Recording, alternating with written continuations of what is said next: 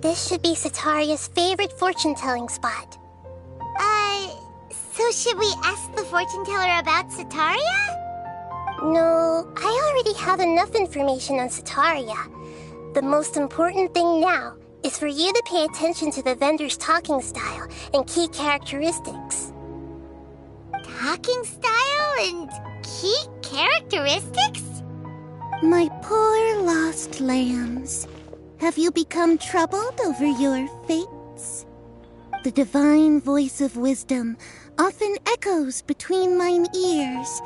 If thou be blessed today by the gods, I may be able to show you the way. Huh? Really? Nahida, you've been whispering things to her? Shh. My friend here has some doubts regarding his future. Can we get a fortune reading for him? Of course, of course. In that case...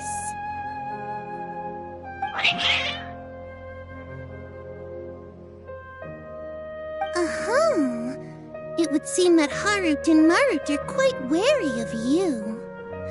Perhaps, at some time in the past, you have somehow offended the gods. Only mocking the god of Animo, questioning the Lord of Geo's financial savviness, and brawling with the god of Electro. Do those count? Oh, nothing. Go on, pick an aspect for her to divine.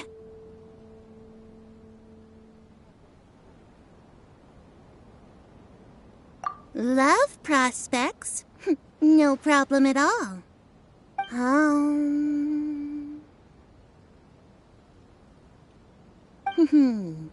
The gods have spoken.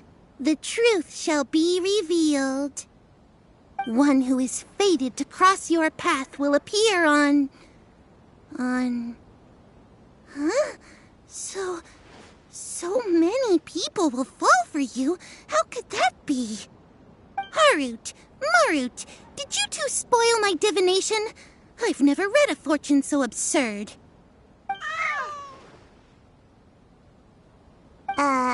Actually, Paimon thinks this is probably the most accurate fortune-telling you've ever done.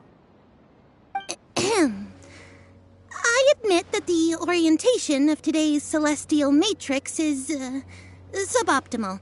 As such, there will be no charge. Is that so? Well, that can't be helped. If you were to bring some food offerings for Harut and Marut on your next visit, perhaps they could help you reverse the wheels of fate.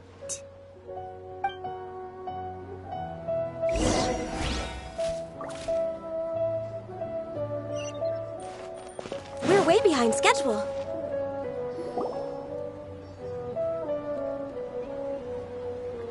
Is this another one of Sataria's favorite stalls? Yep, it belongs to a king.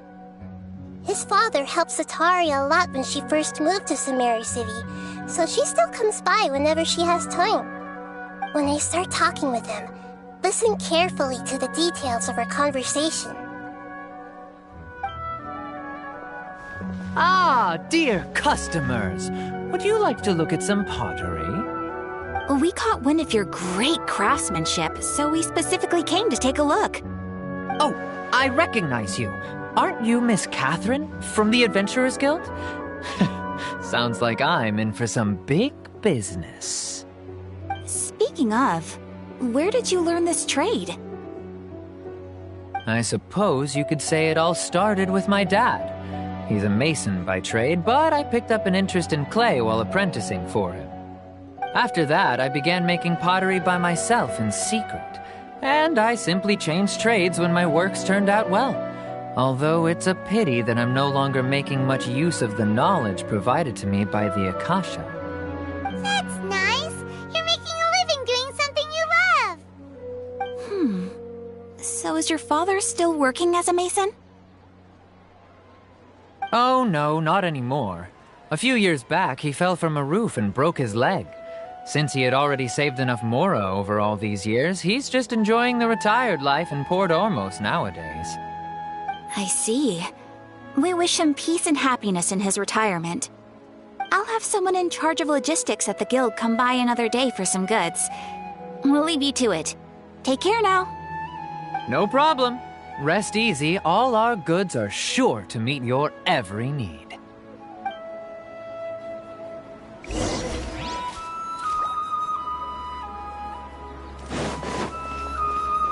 Next on the agenda...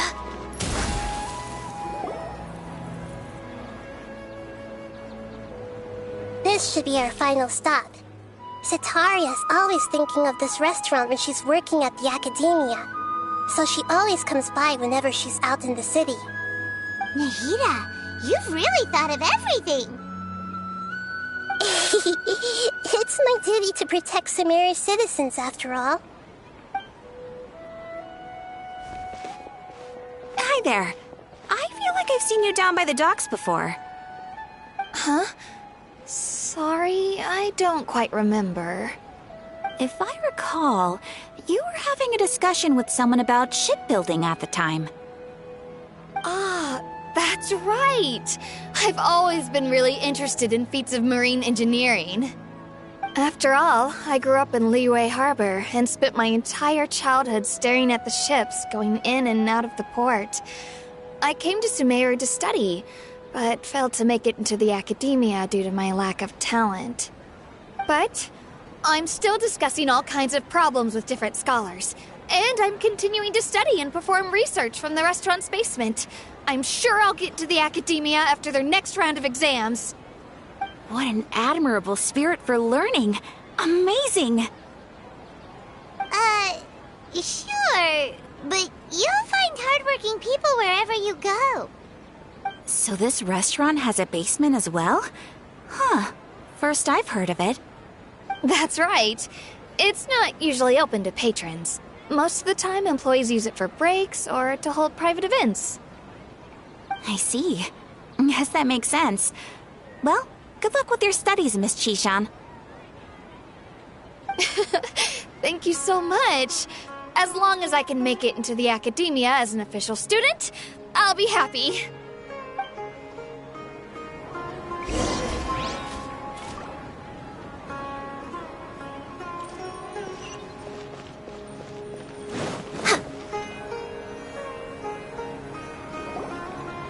So, was that everybody? Mm-hmm. 3 familiar faces should be enough for Setaria. What's the point of all the information we've collected?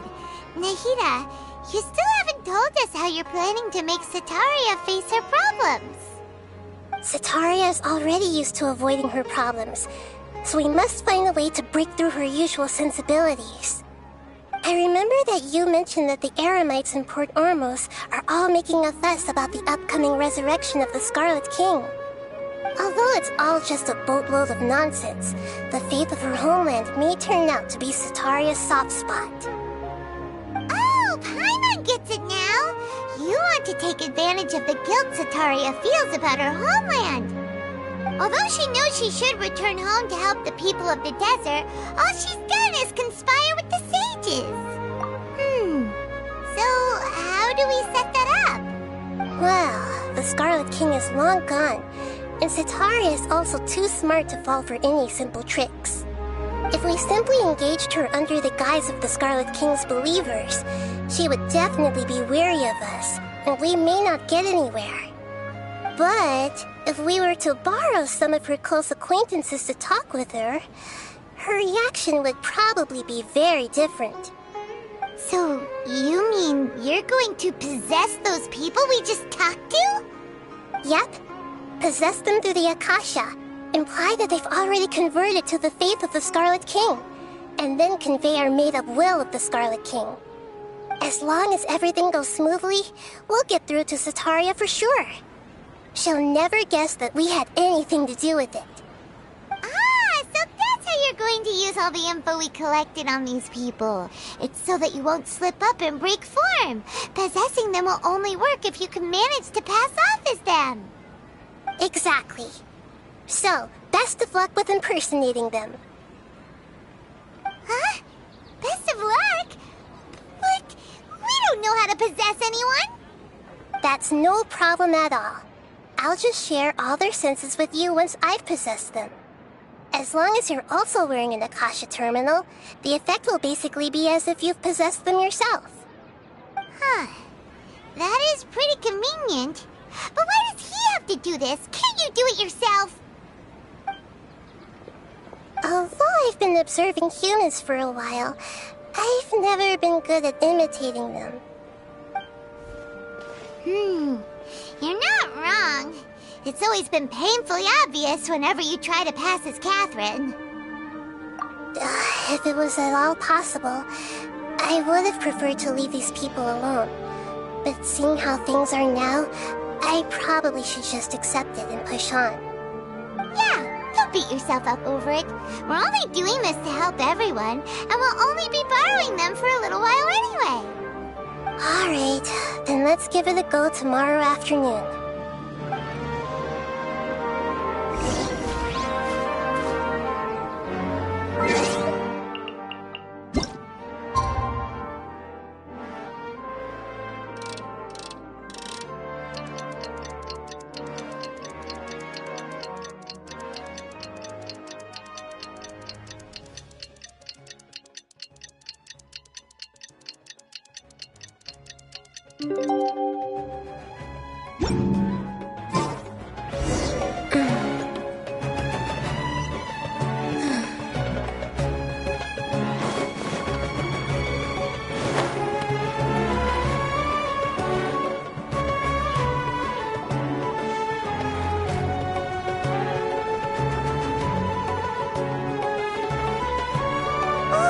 Here she comes!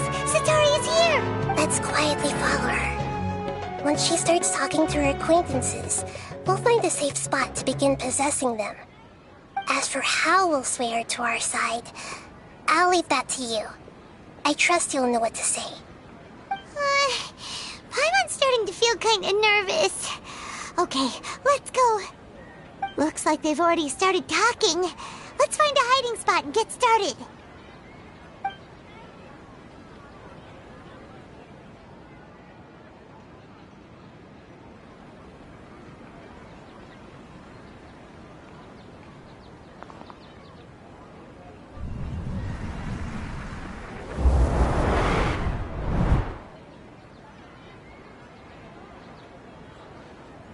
That's right. You really can't force anything when it comes to love. And besides, everyone around me has a very different background and outlook. Are you still listening to me, Nabia? Oh, of course I'm listening. You were talking about troubles with your love life, right? I heard everything you said. Okay then. You just seemed a little distracted for a moment there. Strange. Your cats seem pretty worked up. Is something wrong? I always thought they were quiet, happy kitties. Oh, what are their names again? Ah, that's right. They are just little darlings, aren't they? Harut and Marut. So, which fortune do you want me to read for you today? You must have come for another echo of the divine voice of wisdom. I'd like to get another reading on my love prospects, but to be perfectly honest with you, I feel like I've been a real mess recently. A mess? Well, could you do a reading on how long it'll take me to finish my current project at work? I really just want to get it over with. I hear you. No problem at all. The gods will reveal the truth.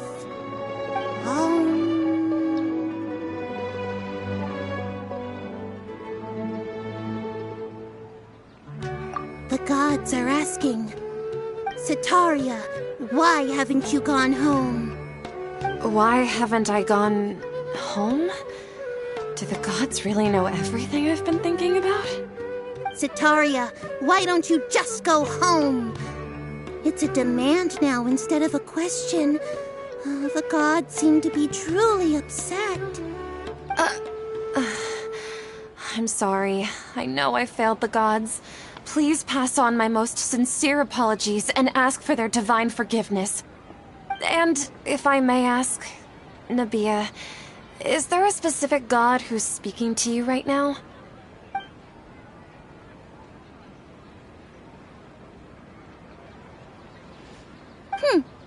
What an inconsiderate and naive question. The god who is speaking to me is, of course, the wisest and mightiest of all, the Scarlet King. The Scarlet King? No wonder he would make such a demand of me. Oh, wait a second. The Scarlet King passed away a long time ago. Even though news of the Scarlet King's resurrection has been spreading like wildfire, it's all just a misinformation campaign from the academia. How can the Scarlet King still exist in real life? What insolence! I am the Scarlet King's most loyal believer. Do you wish to refute his voice of wisdom?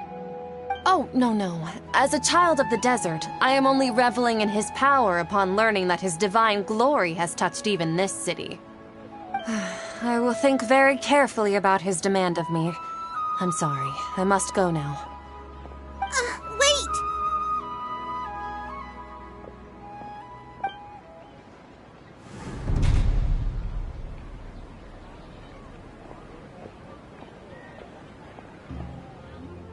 Whoa!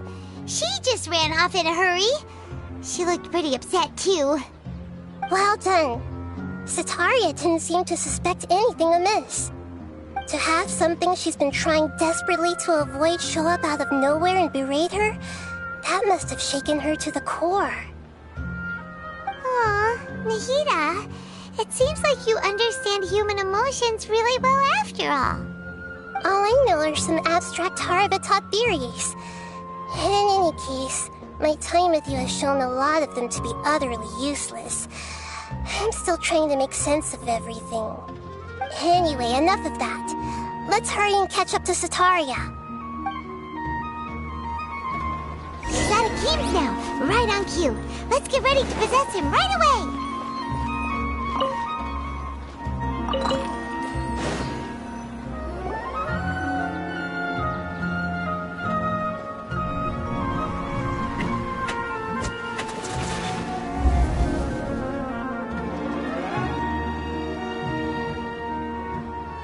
It's okay. I just got caught up in something. Oh, actually, didn't you ask me to help you look for work? What kind of work were you looking for again? Oh, right. Your old man's craft. How could I forget? Speaking of, how's he doing? Is he feeling any better? Huh? Wasn't he nursing a leg injury? If I recall correctly, his strong arms had always been his pride and joy. He sprained his arm a while back while trying to show off his strength. I thought you'd heard. Actually, while we're talking about him, is he still living in Port Ormos? Yeah, he's been retired there for a while. If you could find the time, please write him a letter. Please pass on that recently, faith in the Scarlet King has taken root in Port Ormos and has begun to spread across Sumeru. He has a quick temper and has always been a devout follower of the Dendro Archon. I don't want him to get into a fight with those Scarlet King believers because of a difference in beliefs. Oh? So who are you siding with in all of this? The Academia or the Scarlet King? I'm so jealous of you. You were born a child of the desert, yet you chose to betray the Scarlet King, and now you spend all your time with those crooks from the Academia. Akeem, you don't mean you've also become a believer of the Scarlet King? What's so strange about becoming a believer of the wise Scarlet King? In fact, aren't you the strange one? The one who still can't pick a side? Can't pick a side? Me? Whoa! Paimon had no idea you'd be so good at this!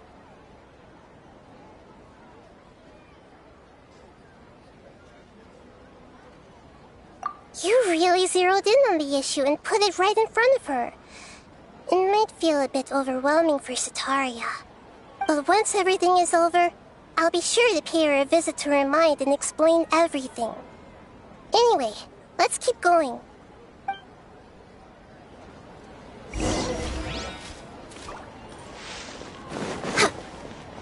Come on! Sataria's already started talking with Shishan.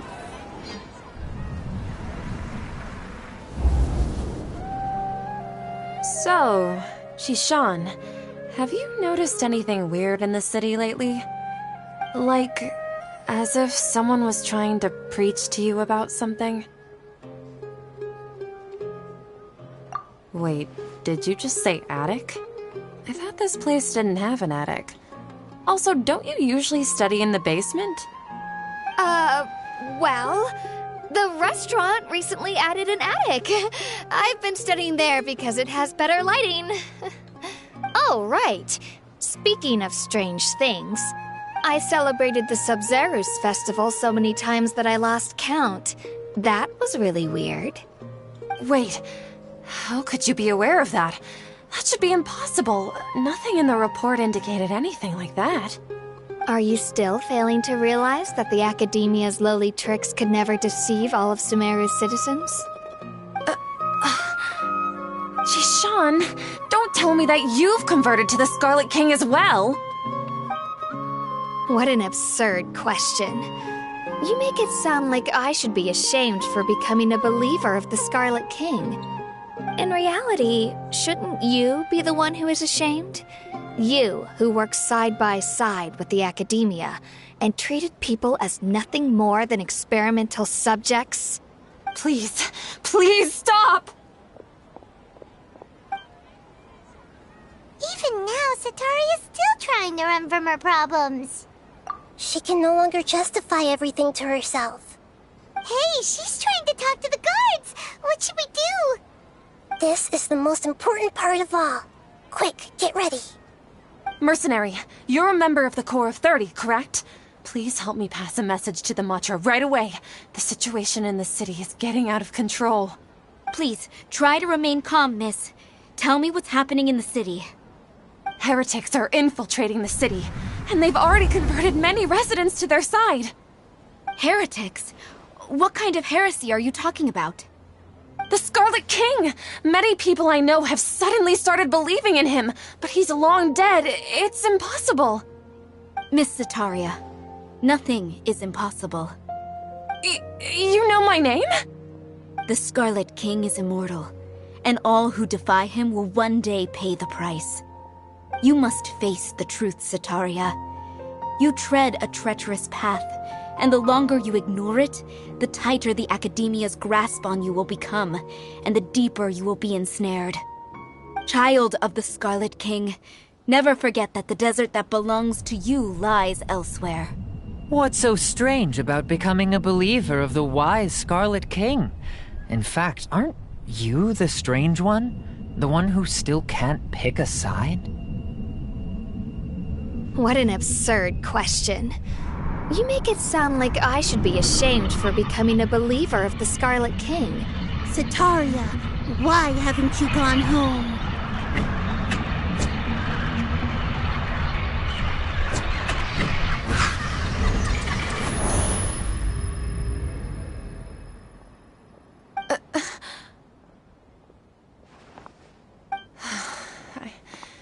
It seems that no matter where I run, I only keep finding more believers of the Scarlet King. I have to say, this is a familiar feeling. I've also been running from my guilt this whole time. Guilt over my part in the Sage's plans, and from ignoring the letters from the children of my homeland. But no matter how much I may try to ignore or get rid of it, my guilt always comes back. You won't necessarily lose your research opportunities by facing the truth. Besides, did you really want to conduct your research while carrying such heavy feelings of guilt? How do you know me so well? Are you truly just a believer of the Scarlet King? Or are you the god himself? That's not important. The important thing is to pass judgment on the Academia and its sages, and to correct their mistakes. If you could provide some assistance in this matter, perhaps it could serve as a form of atonement. I've actually never believed in the gods, but I've always believed in serendipity. Your appearance must be a fated opportunity for me to get out of this wretched situation. Please tell me, what can I do for you? How much do you know about the Sage's current activities? I was just one of the designers for the massed dream harvest scheme, which is what happened around the Sub-Zeru's festival. But I know very little about the full scope of the overall project. I'd assume that only staff with the highest clearance would have access to those confidential documents. I've just been working to meet the Grand Sage's specified requirements. However, there's something that's been really bothering me. I heard that a scholar who was previously expelled has returned to the city, and even the sages are still quite wary of him. To fight against the academia, we will need to figure out the nature and the purpose of their work. Is there a way for us to get access to the confidential documents you mentioned? It should be possible if we're willing to take some risks. After all, I'm an assistant to the Grand Sage, and I've been working on many tasks outside of the project. One thing, though, I won't be able to transfer the documents to you through the Akasha once I get my hands on them. The sages have always closely monitored all activities within the Akasha. Let me see... let's use the most primitive method. Send someone to pick up the documents tomorrow evening at the Academia entrance. The Academia entrance? Wouldn't that be too conspicuous? Don't worry about that. I assure you, this won't be a trap. I'm only suggesting this location because it'll draw more scrutiny for me to leave the Academia again. It'll be safest for me to distract the guards long enough to hand you the documents. All right, I trust you. So, if I were to successfully complete this task, would it mean I've atoned for my wrongdoings? That'll depend on the judgment of the Dendro Archon. The Dendro Archon. That's right. Her people are the ones we have endangered. As the God of Wisdom, she's also the one responsible for judging and guiding the scholars. Maybe it's time for me to find a god to believe in. Just as Nahida predicted, we've managed to bring Sataria to our side! The Traveler's execution was ingenious. He's the one who deserves all the praise. Well, now that we've made plans to meet again tomorrow evening, all we can do is pray for Sataria's mission to go off without a hitch. Pray? But if we're going to pray to the gods, aren't we just praying to you? God of Wisdom and Guardian of the Scholars? No. The truth is the true Guardian of Scholars. I've always believed that. Anyway, let's meet again tomorrow evening at the Adventurers Guild.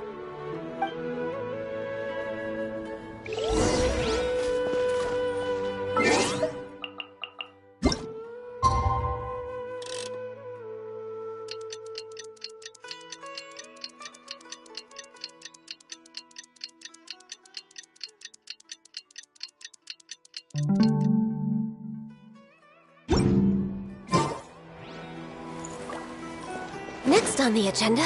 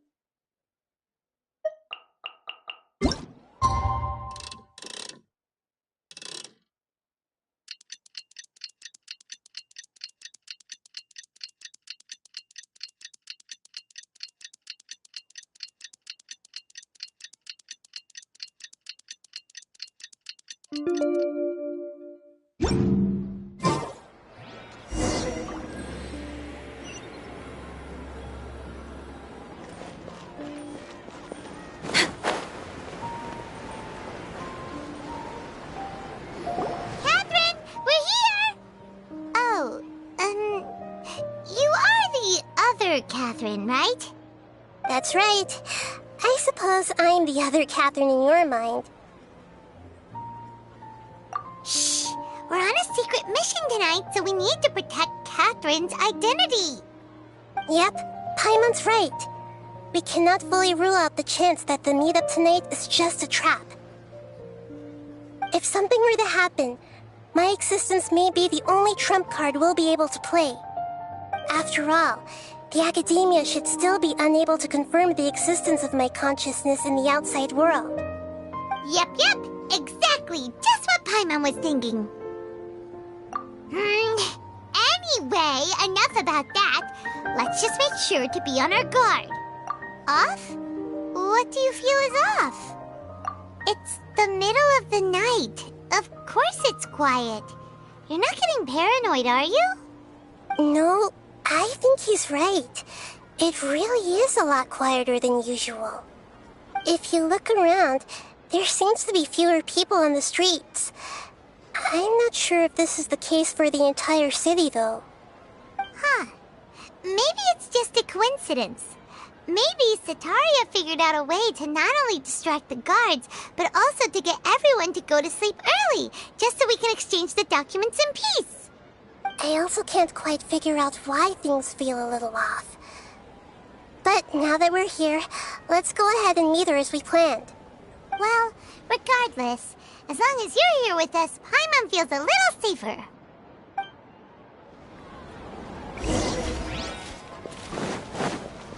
Huh. There really aren't many people out right now. Let's hope it'll be this quiet in front of the Academia, and that Sataria managed to distract all the guards. Next on the agenda...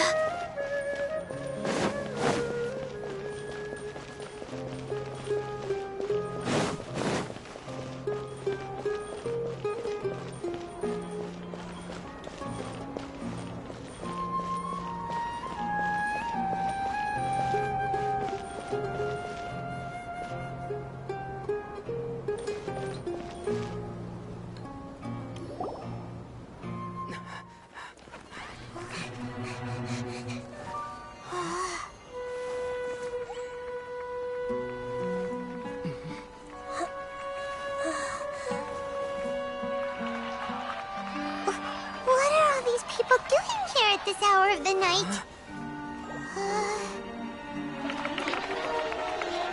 Ah, the triumphant hero returns at last. And to a rather spectacular welcome, even if I do say so myself. You're the outcast, expelled from the Academia. Indeed I am. Although these days they tend to call me the Doctor.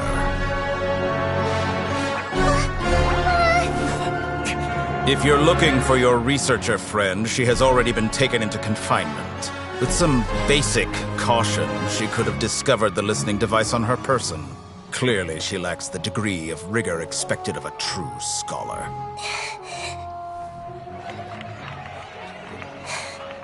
The people of Sumeru City! What have you done to them? I simply made some minor adjustments to their Akasha terminals. Now they can deposit information directly into the subconscious.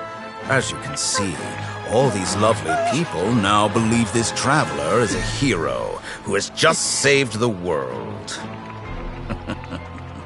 My experiment is a success. And now it seems they can no longer hold back their sheer adoration. Oh no! What should we do? These are all just regular people! Leave now. You need to get out of here. What? That guy's a Fatui Harbinger! We can't just leave you here! Nor can I abandon the people of Sumeru!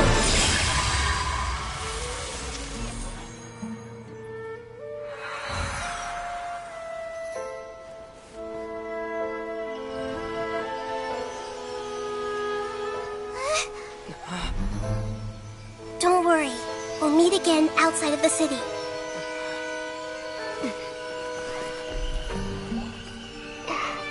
I see. You appear to have overridden their mental faculties with your own consciousness. To possess such a powerful mind, you must be the god of wisdom.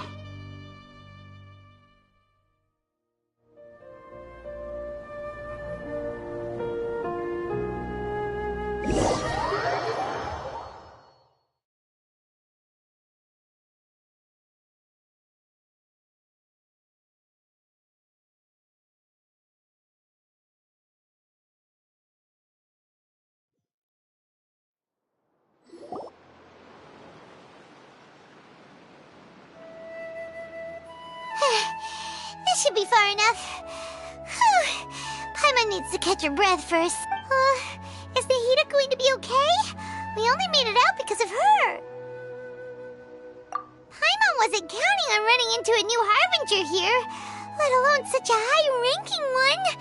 That guy was number 2. So scary. He called himself the Doctor. Remember, Tainari told us about him.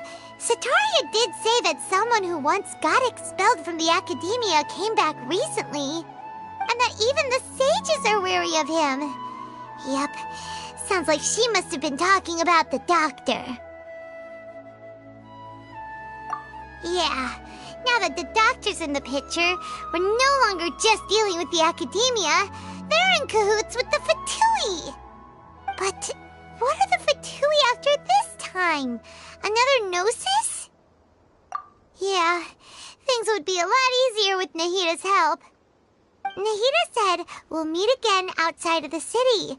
But we can't just keep waiting around, right?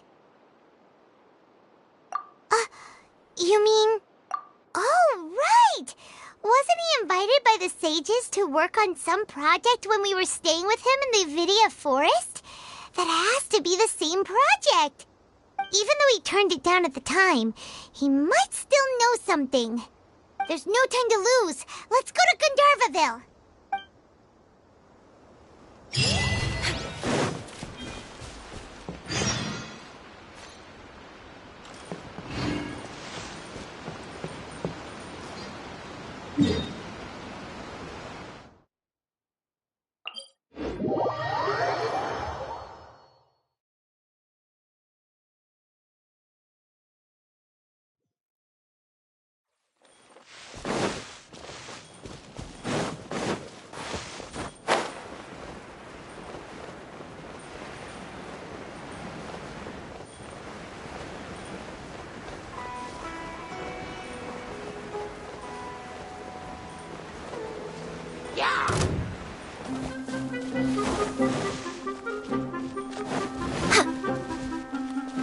Next on the agenda...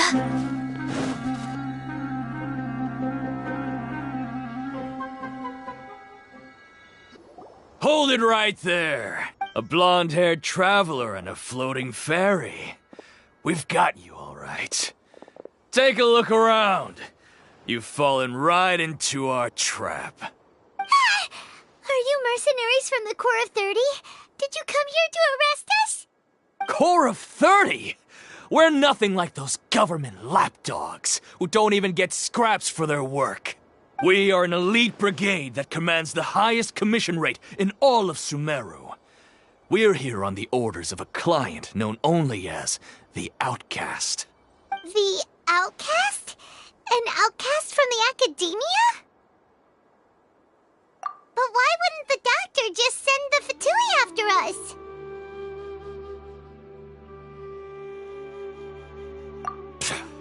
Still wasting time on idle chit-chat.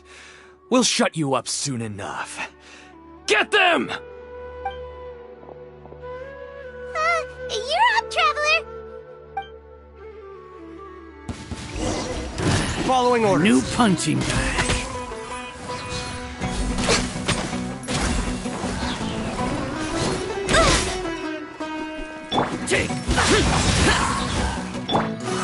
Take that! Need more.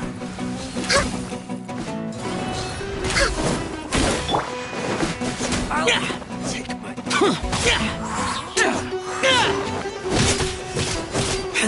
I'll take my... Stabilize!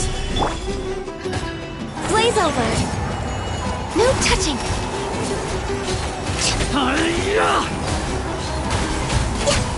need more of the jungle.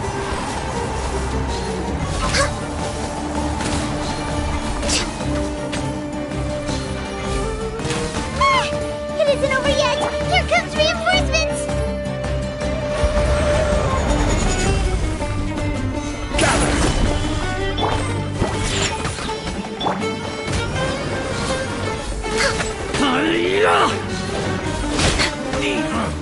You want this one? I'll take my leave. That was pretty rough. Is that what elite mercenaries are like? Yeah, looks like we'll have to keep our guards up. But this doctor guy seems like a pretty tough opponent. He knew exactly where to set up an ambush. Did he predict that we would try to find Tighnari? Going up against smart people is tough. Anyway, let's keep going.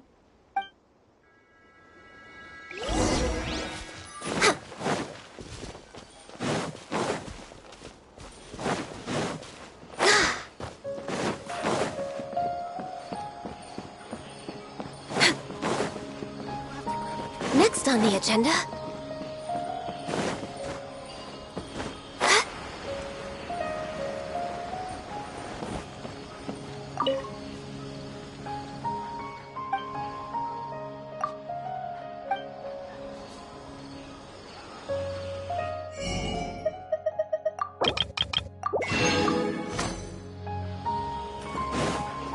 We're way behind schedule.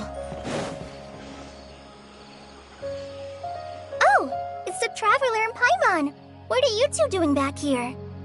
Kale! It's nice to see you again. Are you doing all right? To be honest, I'm not doing too well. My Elazar has been progressing at a faster rate lately. I'm finding it harder to complete more intricate tasks. As a result, Master Tighnari is taking me off the patrol schedule.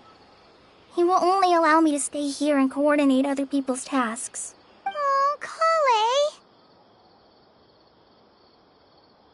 Speaking of Tighnari, did he go off on patrol? We're here to talk to him. Oh, Master Tighnari? He just left the Avidia Forest a little while ago. He was headed to Party's DI.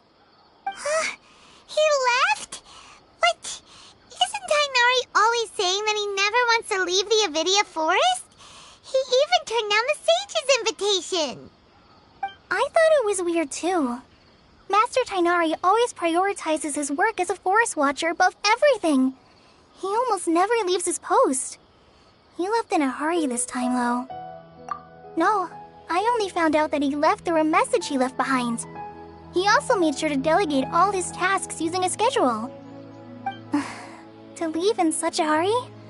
I'd guess he had something urgent to take care of.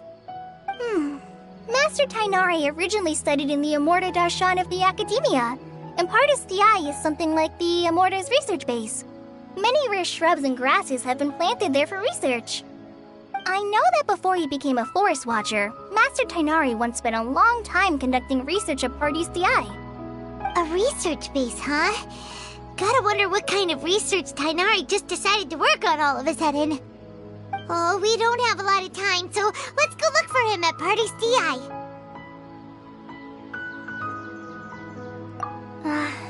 Don't worry, I'm fine. I'm used to living with Elazar by now. If you run into Master Tighnari, please send him my regards. Got it. Will do. See you later, Kale. I had already made up my mind, to be honest with you. So I didn't try to hide my current condition. Don't worry about me. I'll be fine.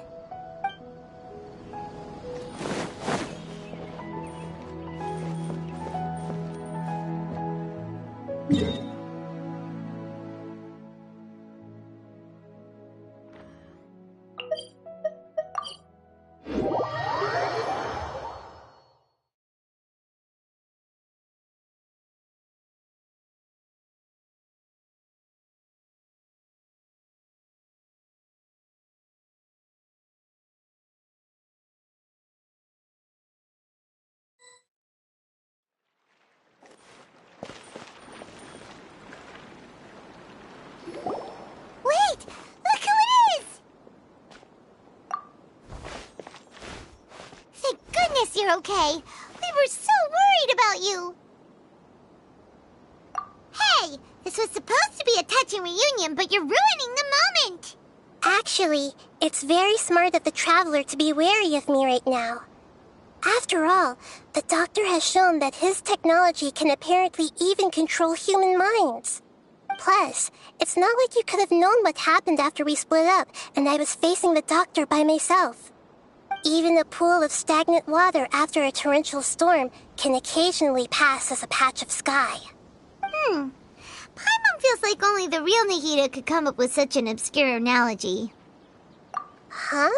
But I wasn't trying to win your trust or anything. All I wanted was to clarify my point. Well, we understand that point now.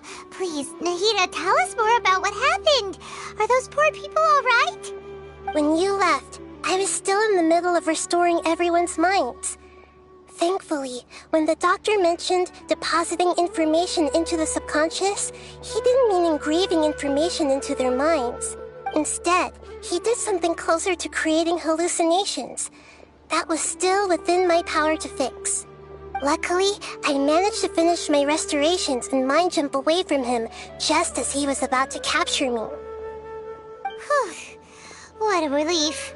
The Doctor sure pulled out some hidden cards, but good thing we had Nahida with us. I wouldn't be relieved just yet. I gave away my true identity when I restored everyone's minds, which means we've lost another one of our trump cards. Also, the Doctor is already an expert at modifying Akasha terminals. Maybe it's only a matter of time until he captures my consciousness inside the Akasha. Would that mean you'd no longer be able to jump between minds? Then how do we stop him? He's still at the Academia, so it's possible he already started messing with the Akasha. Ugh, it feels like he's toying with us. What a nasty piece of work. Plus, the Doctor's combat ability alone is apparently enough to make him worthy of being number 2 of the Fatui. We shouldn't give up hope just yet. Let's try to find another way to attack this problem. Actually, Nahida, how did you know we were trying to get to Party Stii? Have you been waiting for us? Yes, I have. I can see the Traveler's elemental energy, so I deduced your destination by looking at the direction you were moving in. You didn't come here for sightseeing, right? Did you find any leads? We're looking for a scholar we know. His name is Tainari, and the sages once tried to reach out to him. Why don't you come inside with us and see what we can find? Okay, let's just hope we won't get him into trouble.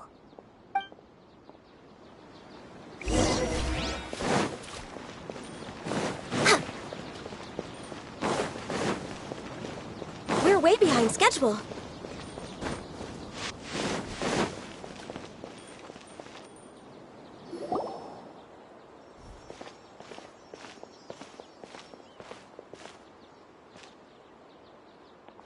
Traveler? It is you! Ah! The voice! It's Hypatia!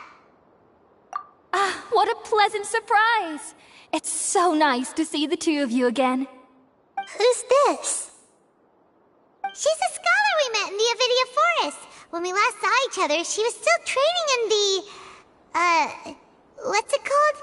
Satyavada life? Oh, I see. That's right, we're old friends. You've come at just the right time. Ever since I've come here, hardly anyone has even talked to me. Hypatia, you're way too excited about this. Actually, for you to leave the Avidia Forest means... you're not in training anymore? Wait, no. Did you already finish your training and reach Pariporna life? What do you think?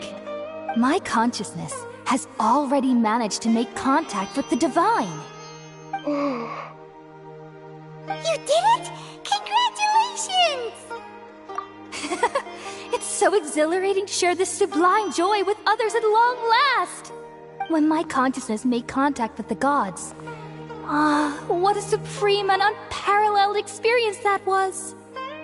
That sounds incredible! Oh, all right. Actually, please wait. I haven't forgotten my promise to you. Remember? I promised to help you understand what you saw from Irminsul once I gained deeper insights. My current self has not only gained true insight, but I can even help you establish a direct connection to the consciousness of the divine. You can do that? I've never heard of anything like that, but if you want to give it a try, I'll do my best to protect your consciousness during the process. Hold on. I brought some spirit-born ale with me. This is still a crucial part of the ceremony. We're using that incense again? All right now. Hold my hand. I'll help you establish a pathway to connect your consciousness. Okay. Ready?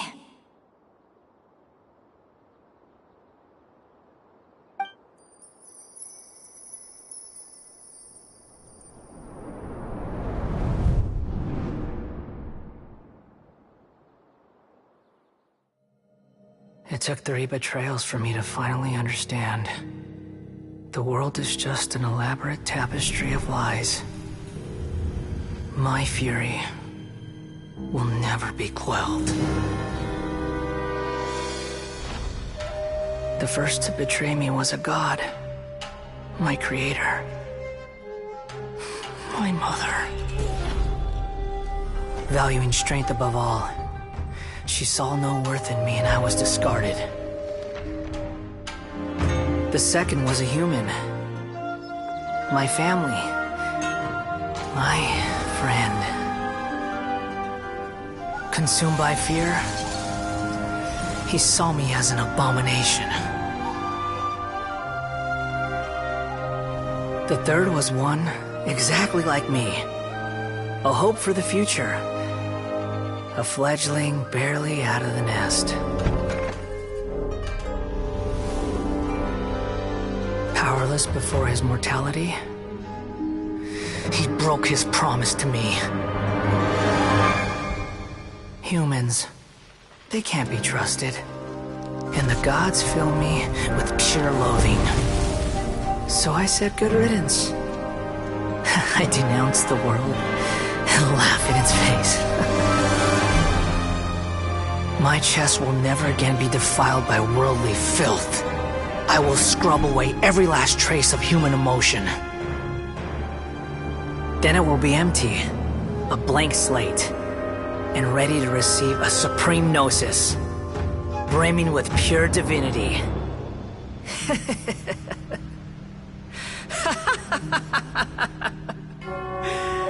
There is no need to fear.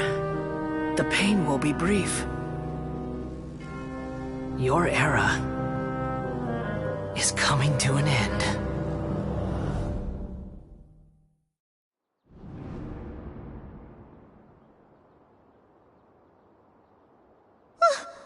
What was that?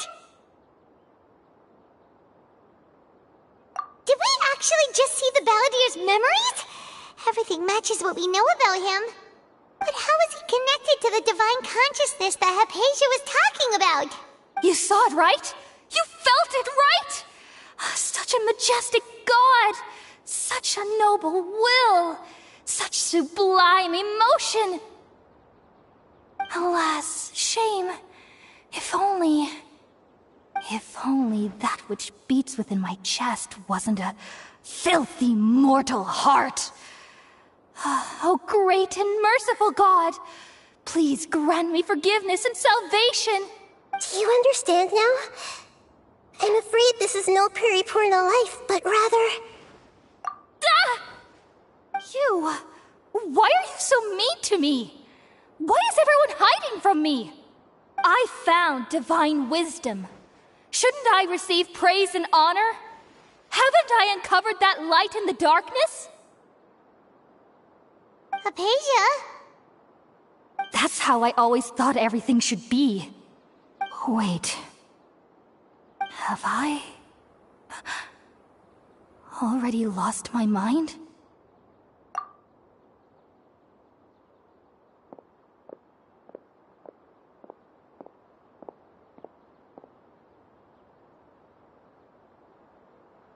Wait, something isn't right.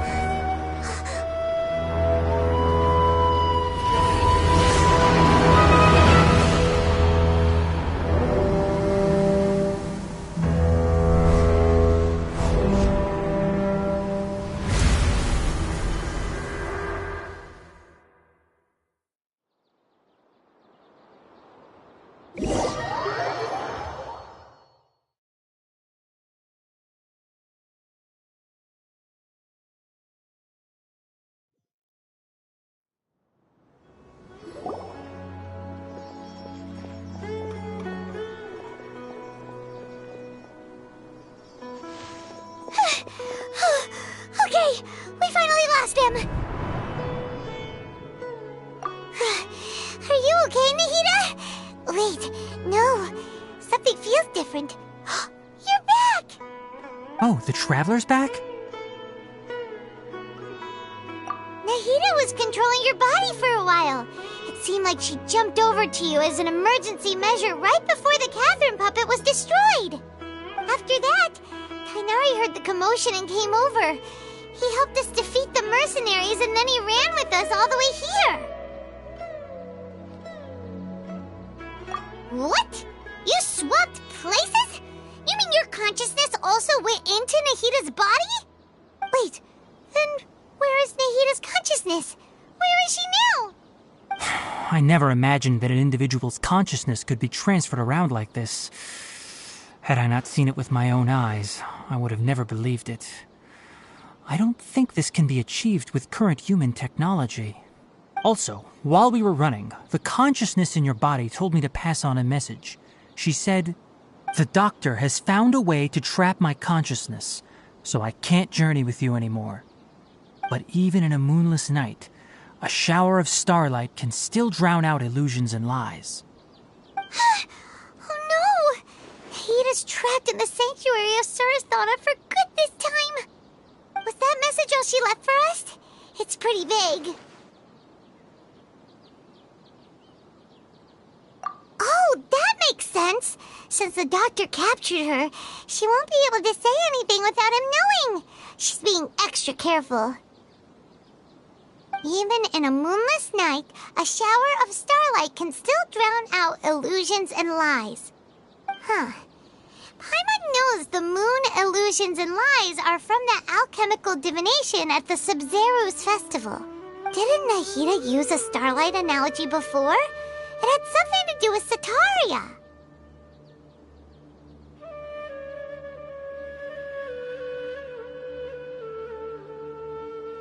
Oh, that makes a lot of sense. Huh. Do you think Nahida was telling us to go find help in the desert? But she isn't with us anymore. Think we'll be okay? Paimon, you said Sanctuary of Suristhana. Does this mean that this Nahida you're talking about, the consciousness who is occupying the Traveler's body, is the Dendro Archon? Your guess is correct, but the situation's a bit complicated, so it's really hard for us to explain right now. That's all right. A scholar's curiosity doesn't need to be appeased right away. As for the complicated nature of the situation, safe to say I have witnessed that for myself. I've spent some time with you, and it looks like the Dendro Archon's also on your side, so I trust you. Thank you, Tainari. Oh, actually, we came here to ask you a question. What do you know about the project that the sages have been working on? Ah, that. While I was indeed invited to join that project, the sages were always secretive about its scope and goals, so I eventually declined. All I know is that that project has something to do with the restoration of Irminsul.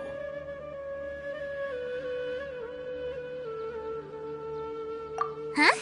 Did you see something when you were in Nahida's body? What? Do you have any evidence?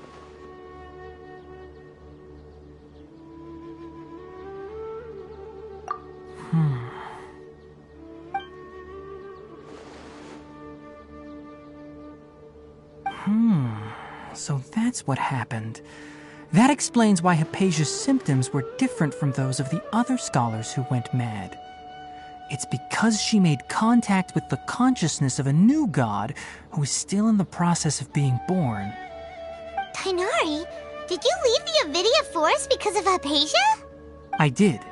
I noticed Hypatia's mental anomalies, but since her symptoms were rather atypical, I secretly took her to Pardis Dii and began searching for a way to return her to her normal self.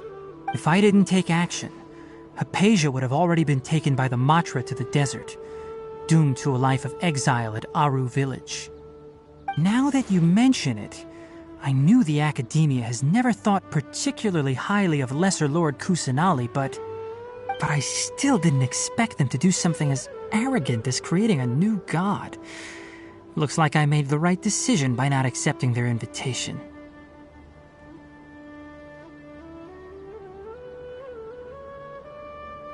The Doctor and the Balladeer. We have 2 Fatui Harbingers in Sumeru. Sounds like we're in for a bad time. From your description, I don't think they've completed their project. There may still be room for us to intervene. But then, what is the connection between creating a new god and restoring Irminsul? Yeah, it feels like we're still nowhere close to figuring out the Sage's goals. Right, we've pretty much gone over everything we need to know, so we should head out. How about you, Tighnari? What are you going to do? I'll stay here for now. I still want to try a few more things to help Hypatia. If you're planning to go into the desert, start by heading for Caravan Rabat. That'll be your fastest route. Come find me here if there's anything else I can do to help. May the spirit of wisdom go with you. Thanks, Tighnari. Hopefully Hypatia will feel better soon. We're off then.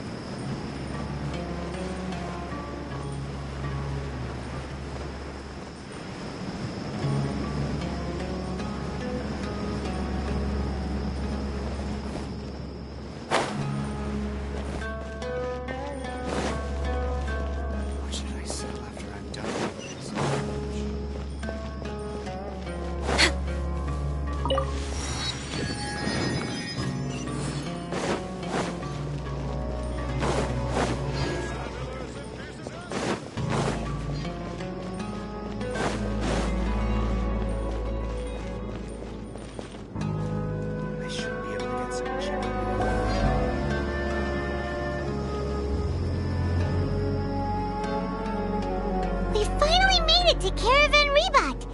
It's pretty lively here. So, just past this wall is the desert, huh? Oh, wow. Paimon remembers hearing people call this the Wall of Samiel. It's made to block sandstorms from the outside. Oh, if it's this tall... Enough gawking. Come on, follow me. Huh? Over here. Oh, Hatham went that way! Let's hurry up and follow him. Wonder what he's up to. On the agenda? We're way behind schedule.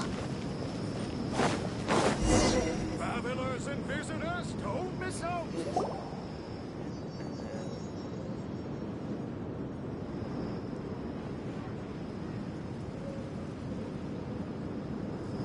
What the...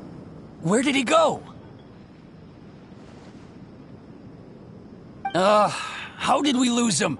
They were just here a second ago. More Aramite mercenaries? Who are they working for this time? Anyway, Traveler, it seems like we were being followed again. You were too careless. You should have noticed those hopeless amateurs trailing you a long time ago. There's no need to thank me. I've never cared to keep track of personal favors. All I did was correct a mistake I happened to come across. It's a habit I developed at the academia. You really gave Paimon a scare, Alhaitham. We never thought we'd run into you here. Last time we met at Port Ormos, didn't you say you were going back to the academia? Wait, don't tell Paimon that you're here to take us back on their orders. Oh, so you've already landed yourselves on the academia's hit list. I can't say that I didn't expect it. However, had I wished to turn you over to the academia, don't you think you'd already be the Eremites' honored guests by now? Oh, right. You do have a point. I have no interest in running errands for that project. As a scholar, I've always belonged to the camp that promotes researcher autonomy. And these days, you're more fascinating than anything the sages can offer. Not quite. To tell you the truth, I'm still investigating the Divine Knowledge Capsule. Unfortunately, I've run into some difficulties. Everyone says the capsule originated in the desert and was eventually moved to Port Ormos. If I am to get to the bottom of this, I must understand how the capsule first came to be. Which brings me back to you, and why you're so interesting. The leader of Ain al-Ahmar used the Divine Knowledge Capsule right in front of you, and upon seeing him, your expression became perplexed, and you were lost in thought for quite some time. To have that kind of reaction, I think you must have realized something. Are you interested at all in sharing what you've been hiding from me?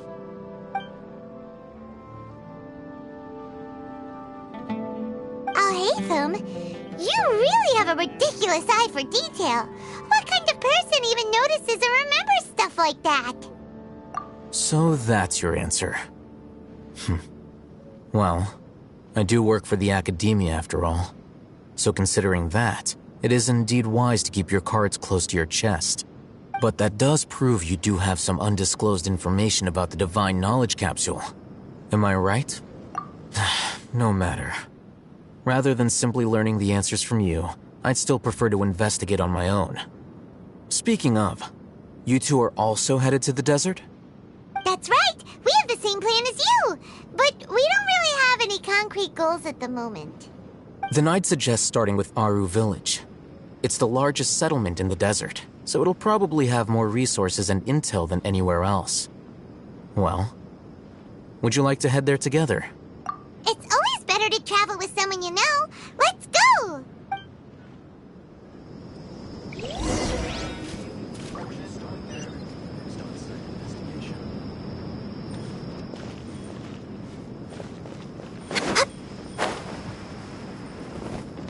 We're way behind schedule.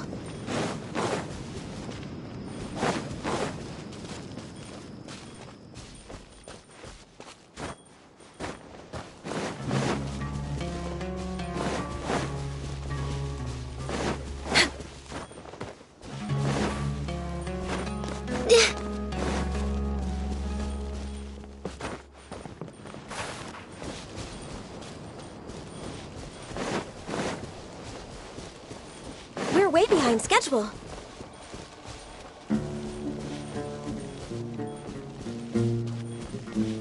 Next on the agenda...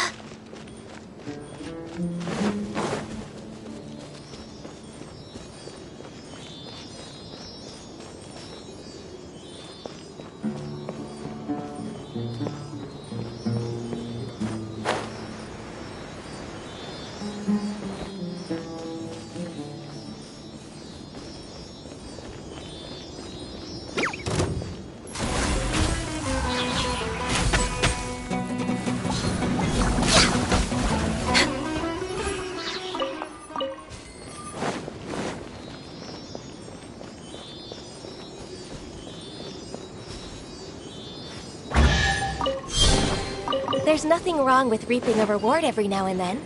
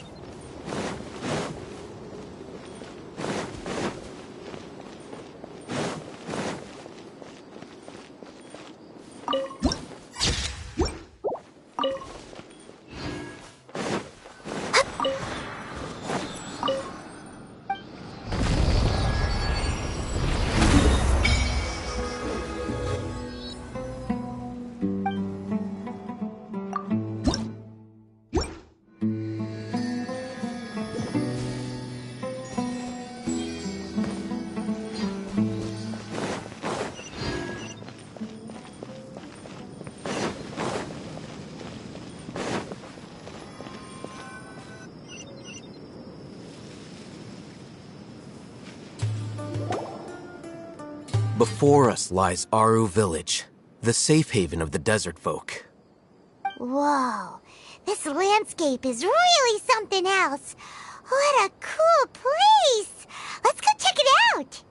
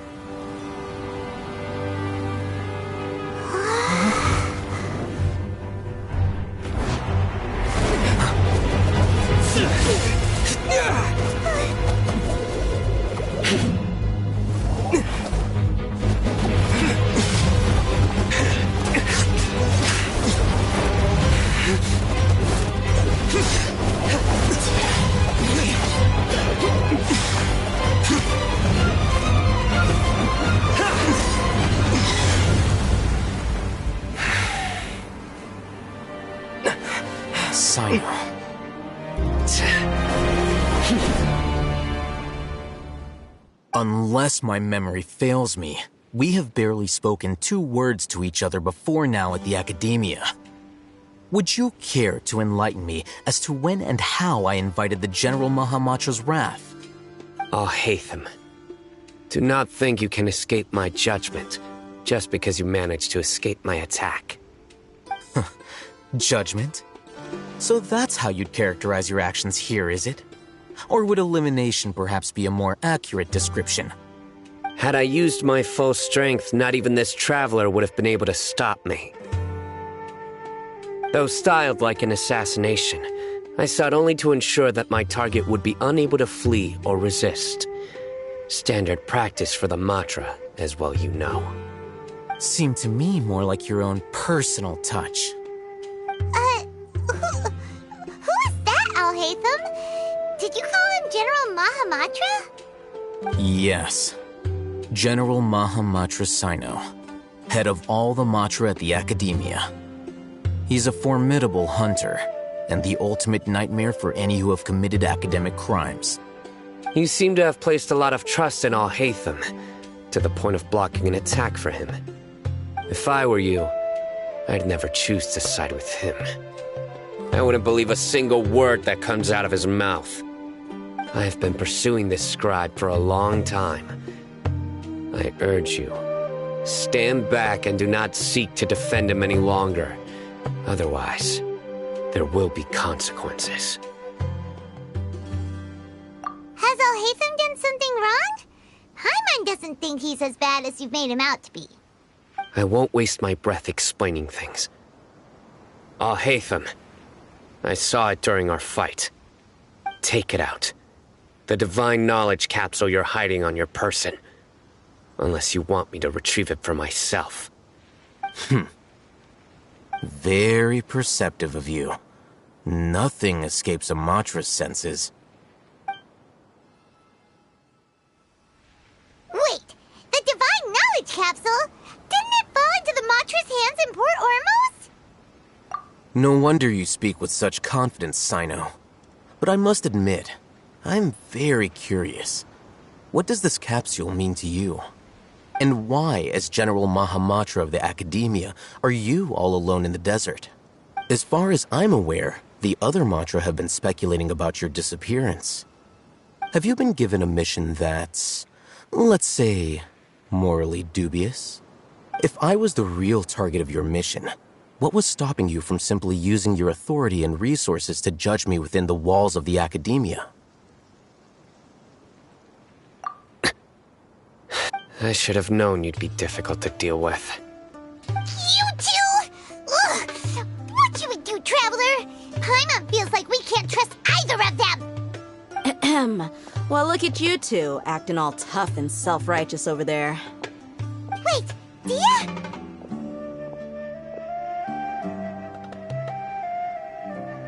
Great! Finally, someone that we can trust! You gotta help us out here, otherwise these two are gonna start fighting again! Yeah, sure looks that way. 2 giants from the Academia duking it out once and for all. Not something... Listen, I know you academic types love to fill up your big brains with self-righteous morality and lord your empty rules and virtues over each other. But how dare you bring your petty disputes into the safe haven of Aru Village? It seems like someone's gonna have to beat some sense into your thick skulls until you finally learn to respect these grounds.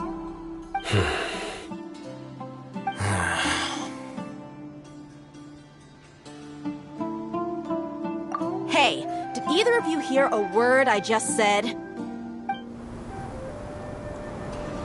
Whoa, what's going on? The wind's so strong! Is this a sandstorm? Punch! Another sandstorm? What's up with these recently? Hey!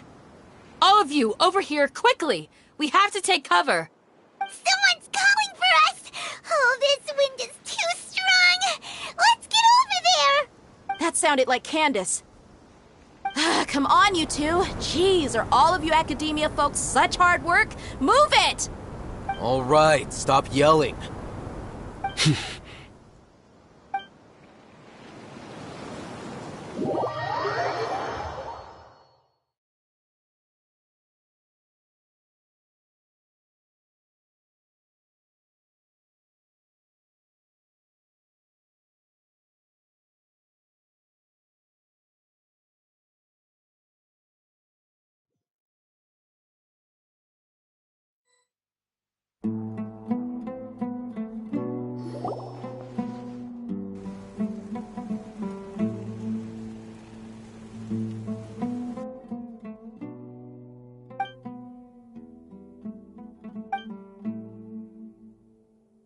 Well, this is pretty awkward. Hey, wanna play sardines with 3 people who wanna tear each other limb from limb?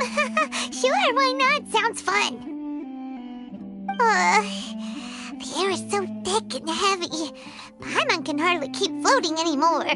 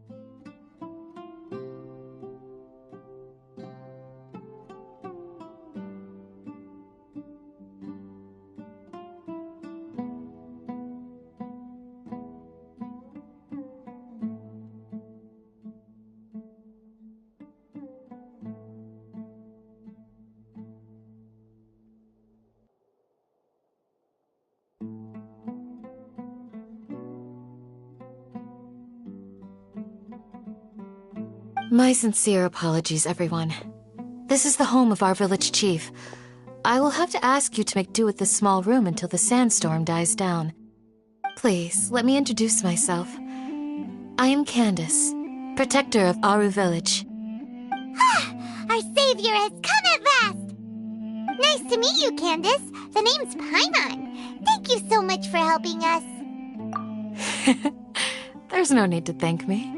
It's only right to help each other when the weather gets rough. Wow, she's so gentle and caring, like a nice older sister. Unlike those guys over there. All right. Now that we're all better acquainted, we should return to the topic at hand. As a guardian charged with the responsibility to protect my fellow villagers from harm, I was observing your conflict from afar, even before the sandstorm started. And now that you have set foot within our village itself, it is all the more my responsibility to make absolutely sure that you pose no threat whatsoever to us. So please, have an honest and sincere conversation with one another, and put your hostile feelings to rest. If anyone dares to start anything again while they are under this roof, I will not hesitate to send them out for some quality time with the creatures of the sandstorm. Oh, On second thought, Paimon may have misjudged Candace's character. And that goes for you too, Miss Dia. Do I make myself clear? All right, we got it, Candace. That's what I like to hear. So, which of you will begin? I was supposed to be a mediator, but I might have gotten a little too involved just now. Anyway, one of those two should probably start talking. Wait, that was you trying to be a mediator? I have nothing to hide, so there's no shame in explaining myself. While Al-Haytham wasn't wrong about the other Matra not knowing my whereabouts, it's not because I've been assigned a morally dubious mission. Rather, I've chosen to exile myself. Huh? Exile yourself? A little while ago, I discovered that there was data missing in the Academia's project planning and development files. What little they did report clearly did not match the project's actual progress. As General Mahamatra, I had the responsibility and authority to request an audit. However, to my surprise, the person responsible for the erroneous data was none other than Grand Sage Azar himself. I tried to investigate the issue myself before submitting a formal audit request, but I soon found that all leads and potential pieces of incriminating evidence were carefully concealed from me. I began to realize that they were cautious of me from the very beginning.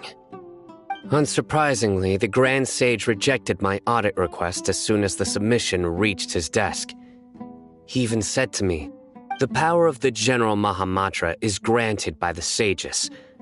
You have no right to judge us." So they really are up to no good.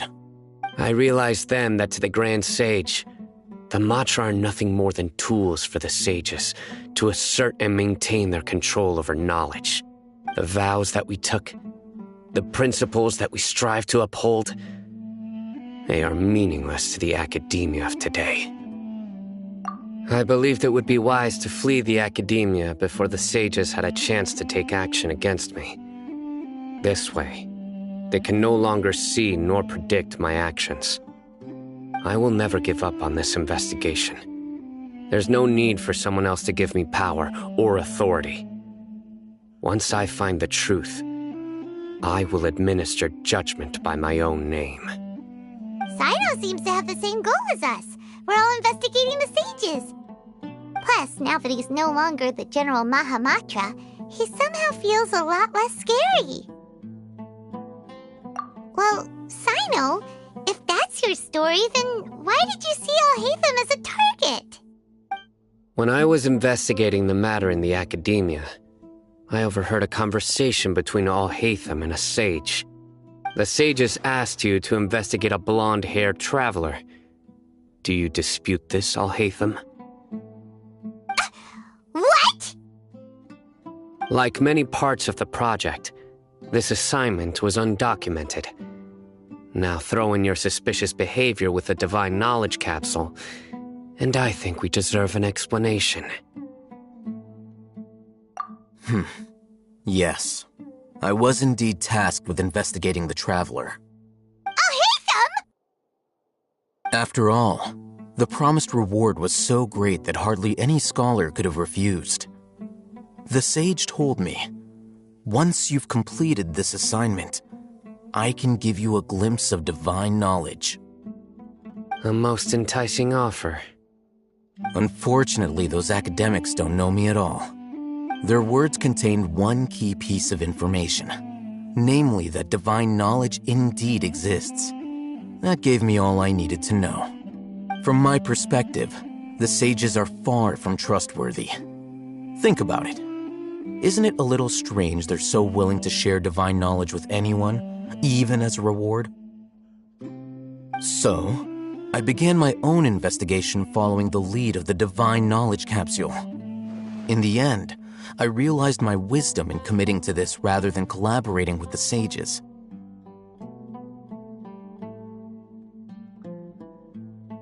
Had I been less guarded, I probably would have ended up like that Einal Ahmar mercenary, incapable of remaining sane for long enough to hold a conversation. You mean that the sages originally planned to dispose of you, using one of those capsules that drive people insane? I'd already given up on the assignment by then. I only told the Academia I was waiting in Port Ormos for you to appear so they wouldn't suspect anything. So it came as quite a surprise when I encountered my erstwhile target while investigating the Divine Knowledge Capsule. Criminals do love to talk about coincidences. Even though I ran into the Traveler by chance, I had no intention of providing assistance to the Academia. Also, you should remember, you were the ones who decided to follow me and strike up a conversation after I left that tavern. That's true. Al-Haytham helped us out at Caravan Rebat as well. Maybe he's telling the truth. I'm willing to apologize if that's worth anything to you. I took the Divine Knowledge Capsule behind your back because I judged its existence to be a significant risk. I felt that it would be best for no one to interact with it before it had been properly studied. After all, curiosity often proves to be the most dangerous thing in this land. You should be well aware, Scribe Al-Haytham, that curiosity can also lead you to danger and suspicion. Answer me this. Did the sages share any information about their project with you? Have I not made myself clear? You and I are both distrusted by the Academia. Do you really think they would tell me anything? Fine. Although you haven't completely proven your innocence, I won't regard you as an enemy, for now. As you wish. Good. I'm glad to see you two clearing up your misunderstandings. And now you, Dia. I believe it's your turn. Oh, sorry. Whatever the boys were talking about must have been so boring that I spaced out. My situation is pretty straightforward. My employer, Dunyarzad of the Homayani family, is friends with the Traveler and is currently recovering from her illness at home. I had nothing going on, so I decided to return to Aru village for a visit. I was actually looking forward to a pretty exciting time getting back together with everyone here. But then I saw these two random guys in the middle of a pointless argument. It ticked me off, and things went downhill from there. Is that all? Well, I will admit that definitely sounds like your style. In that case, welcome back, Dia. That's more like it. I missed you all so much, Candace. Whoa! What was that sound? No need to worry. Now that you're no longer at each other's throats, please make yourselves at home. I'll take a quick trip outside to clear out some of those creatures in the sandstorm. Creatures? In the sandstorm? Are you sure you don't want some backup? Fighting in a sandstorm is not for the faint-hearted. Anyone without extensive training in these conditions is at a disadvantage. You needn't worry. Yeah, just leave him to Candace. Don't worry, she's as tough as they come.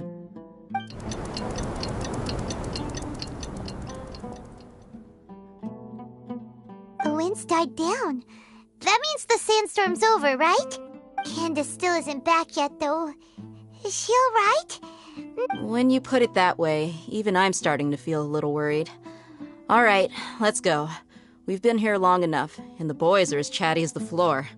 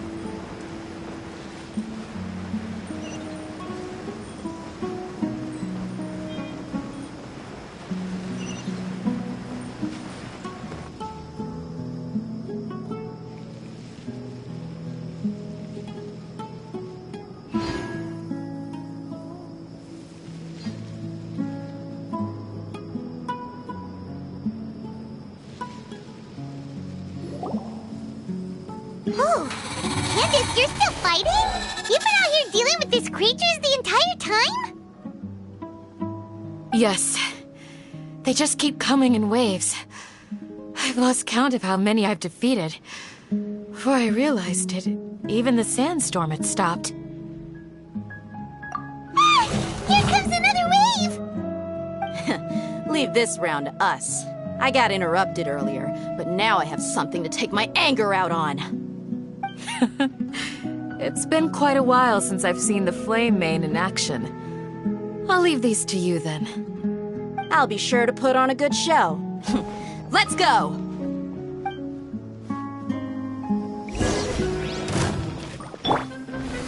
Solidify! Useless!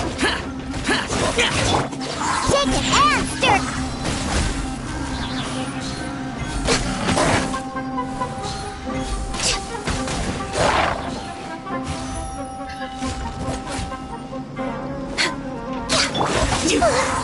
Here comes another wave! When are they ever gonna let up? Born of ice and frost.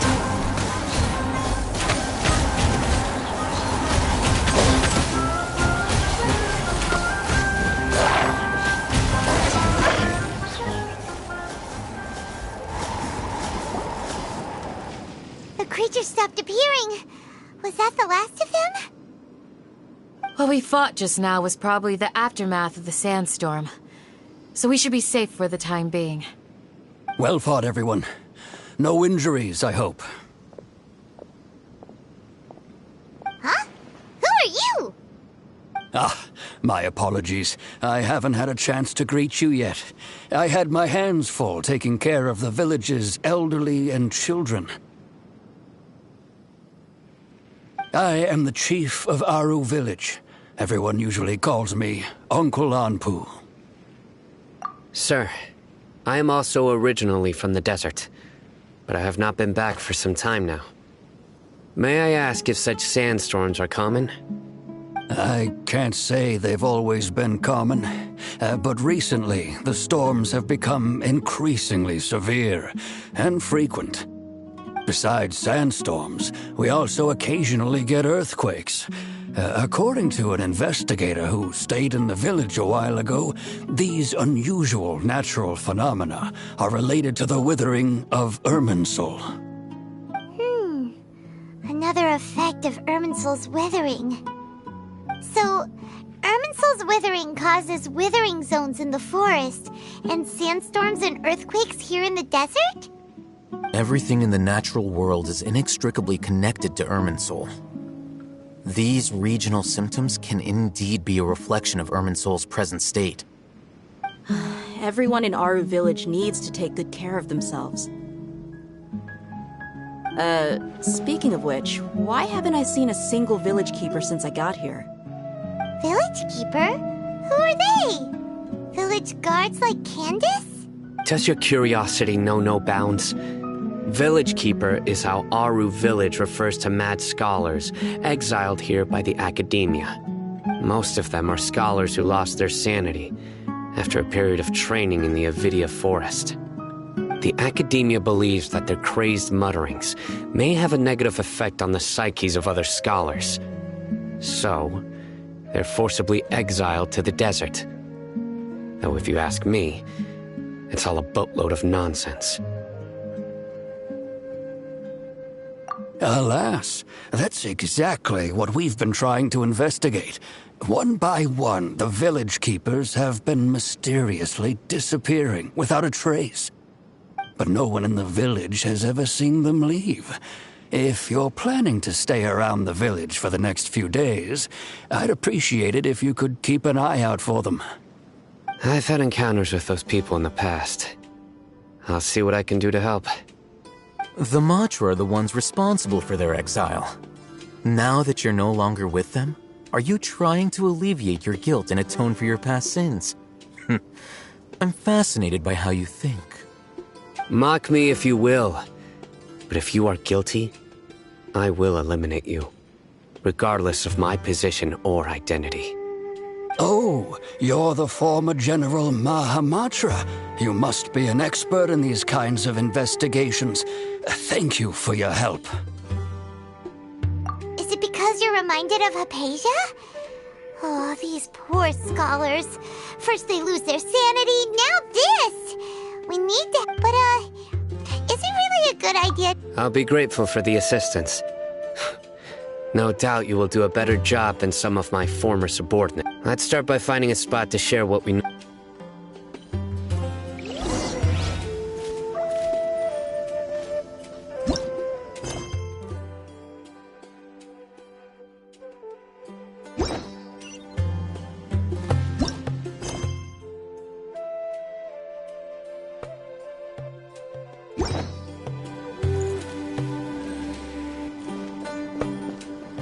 Next on the agenda... We're way behind schedule.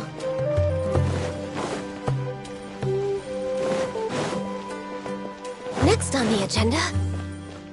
We're way behind schedule.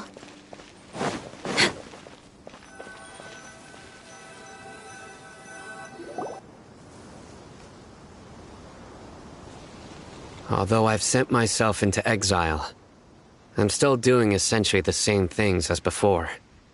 Do you still have any questions for me before we start our investigation? One of my former subordinates told me that this title has its origins in a strange incident. The Academia has long exiled mad scholars to Aru Village. A mysterious phenomenon exists here. When mad scholars first arrive, they are as incoherent and deranged as before. But after spending some time here, they invariably begin to calm down. Initially, the people of Aru Village greatly resented having to take in the mad scholars. But a strange incident one night changed that. Aru Village was struck by the strongest earthquake in living memory. Seeing buildings on the verge of collapse all around him, the then chief of the village was preparing to take everyone to safety. Suddenly, he noticed a mad scholar crouching in a corner, caressing the ground with his hands. A soft, green light radiated from him, like a divine glow against the backdrop of night. Despite the powerful tremors that ripped through the ground that night, all the houses remained upright, almost as if they had grown roots reaching deep into the ground. In the end, not a single building collapsed, and no one was hurt. After that, the people of Aru Village treated the mad scholars with greater kindness, and began to refer to them as the village keepers. A soft green light? A mad scholar protecting Aru Village? What do you make of it, traveler?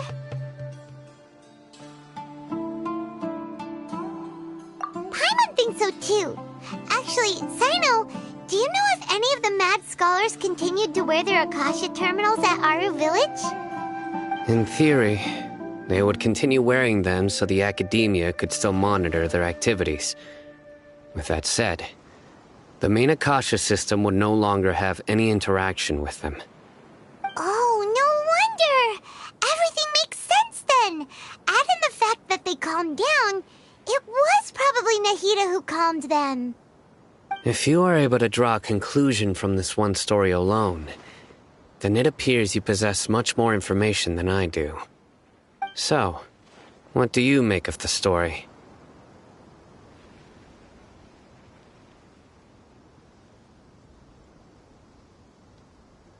Really? Lesser Lord Kusanali. What? You don't believe us? Lesser Lord Kusanali was definitely using the Akasha to give her power to the mad scholars! No, it's not so much that I don't believe you. I'm just struck by your reasoning. Lesser Lord Kusanali, the current Dendro Archon, is she really active in Sumeru? The Academia has always placed far greater importance on the late Greater Lord Rukkhadevata. They've more or less ignored Lesser Lord Kusanali, and I've never had any reason to doubt their views. In addition, I've never heard any stories about Lesser Lord Kusanali and her deeds. To me, She might as well have been a god that never existed. No way! Nahida definitely exists! She's a... How should Paimon put it? She's a good Archon who's kind and wise. Even if she says weird stuff sometimes. I've spent many years interrogating criminals, so I can easily tell when someone is lying. Good! Then you should know that we're telling the truth. That look in your eyes. I've never seen that from a liar. You two really must have met Lesser Lord Kusanali. How can this be?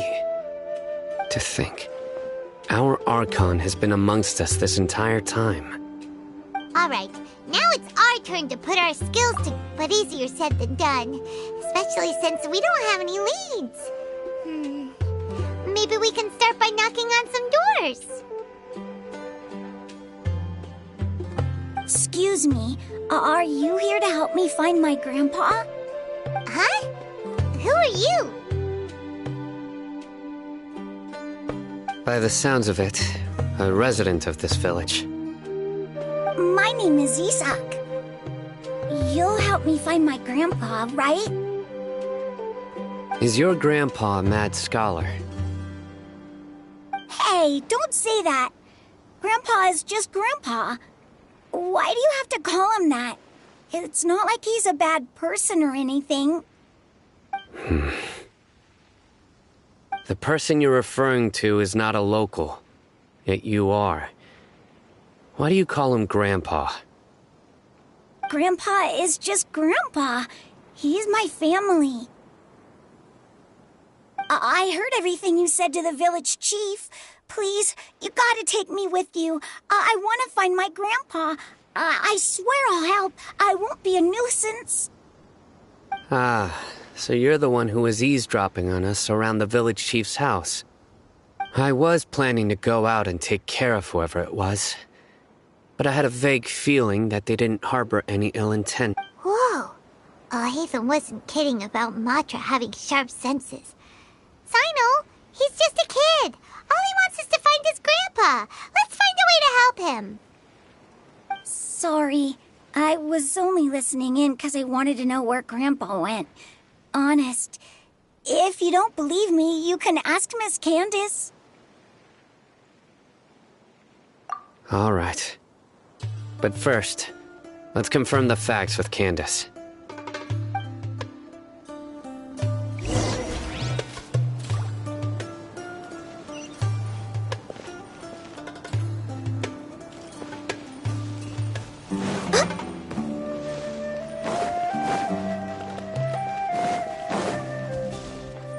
Next on the agenda...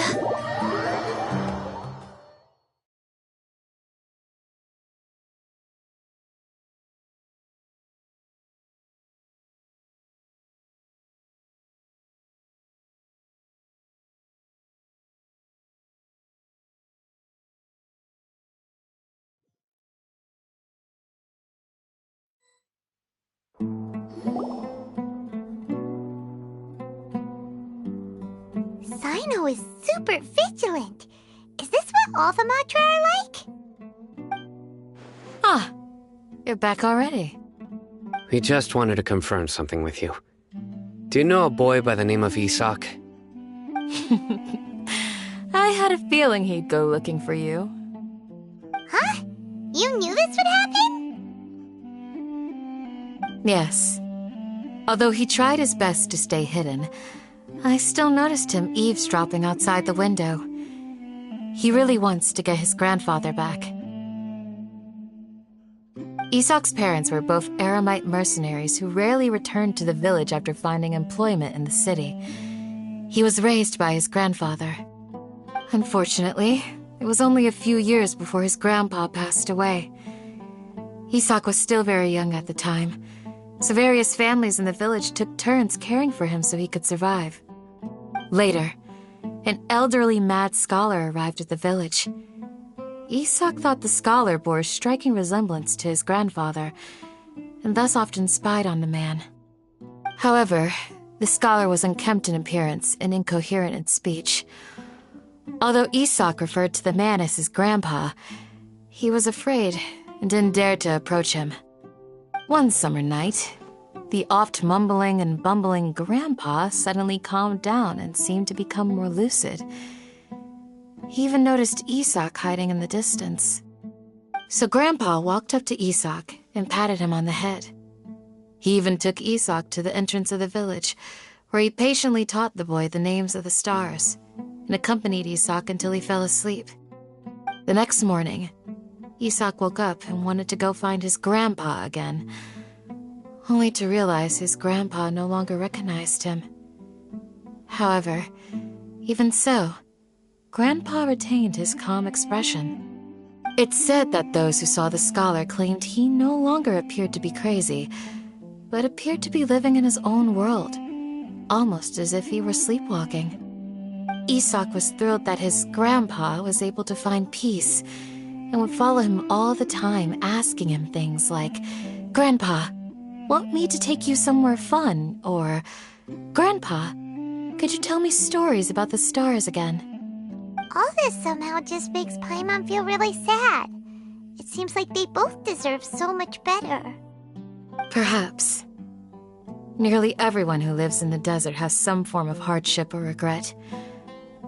But even so, we must still continue on with our lives. It's also my reason for fighting. I must continue to protect this land.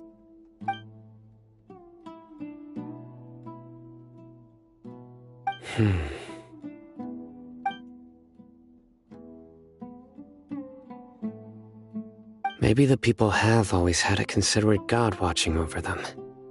Huh? What did you say, Sino? No, nothing. As long as Isak keeps his word and doesn't get in our way, we can take him along. Perhaps you are more compassionate than I gave you credit for. Please accept my thanks on Isak's behalf, Sino.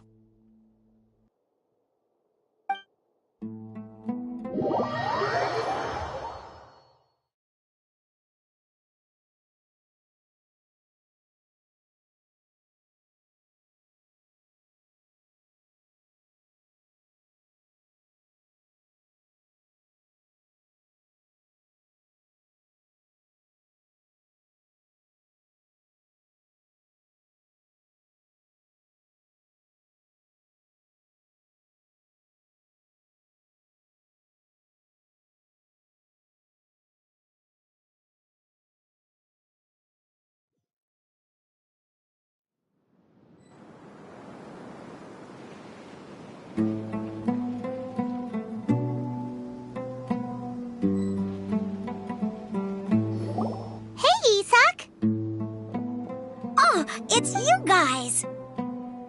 We've cleared everything up. Let's go find your grandpa. Really? Wow! Thank you so much!